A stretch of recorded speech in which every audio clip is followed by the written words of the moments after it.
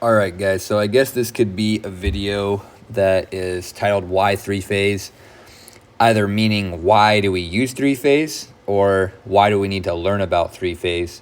I think I know more about why we need to learn about three phase than about why we use three phase.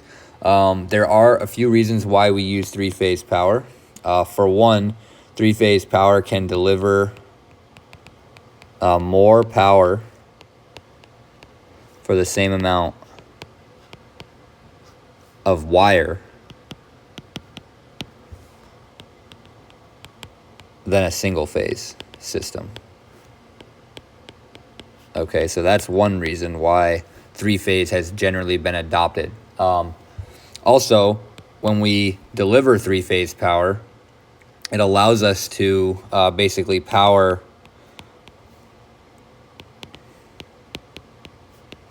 a broad range of devices. And so, for example, some big, large machinery like a washing machine or an oven, it depends on what it is that you're trying to actually power. Some large motors, they require three-phase power because they're just power-hungry machines that need more power. And so having three different phases allows them to basically process power more frequently than a single phase would. But then other devices also only need a single phase. So the fact that we transmit three phases, and a lot of industrial buildings and things, they'll have a three-phase outlet where you can get three-phase power from the wall. And just the standard outlets that we see every day, the ones that I've drawn before that look like this is just a single-phase outlet, which has a hot, a neutral, and a ground connection, right, which we've talked about already.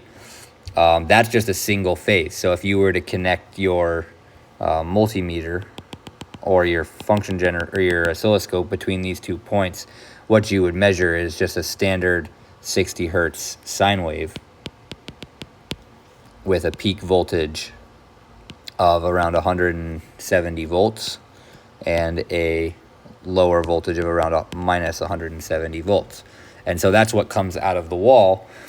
For most appliances and things that you need to power at home only need a single phase, but some devices do require three-phase power because they just need more power than your laptop charger or your lamp, right? So basically, three-phase just gives us more versatility. It also allows us to use the three phases that are provided to create other phases. I read in the textbook that the aluminum industry basically it needs all kinds of crazy power to melt aluminum, and I'm sure other welding guns and some other big machinery like that need even more power, and you can generate even more phases than three.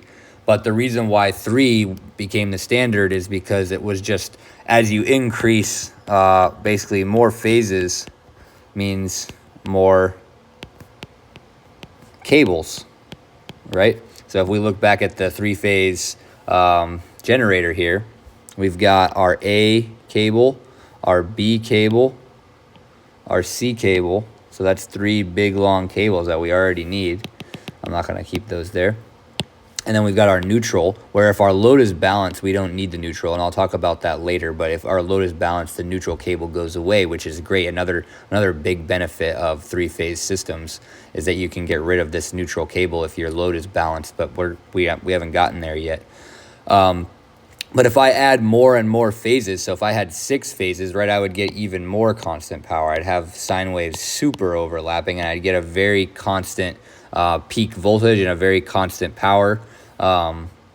However, the more phases that I add, the more cables I add, and cables are expensive, especially when you're talking about, big old power lines that are running these cables all throughout the city and whatnot.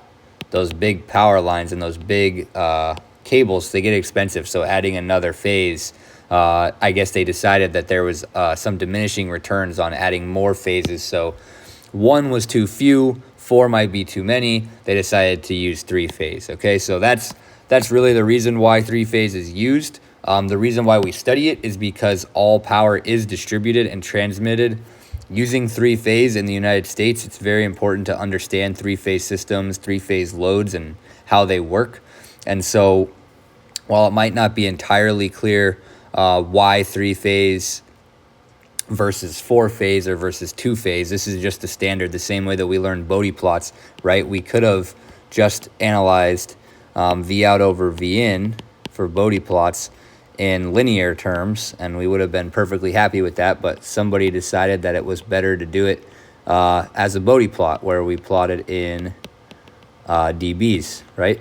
And so that's the standard for frequency response. Three-phase is the standard for power distribution and transmission, and so that's why we need to learn about it, okay? So we're going to go ahead and end this video, and in the next video, we're going to take a look at some of the different configurations for three-phase sources, and then we'll move into talking about the difference between line voltages and line-to-line voltages and line-to-neutral voltages. Okay, so I'm going to go ahead and end this video here.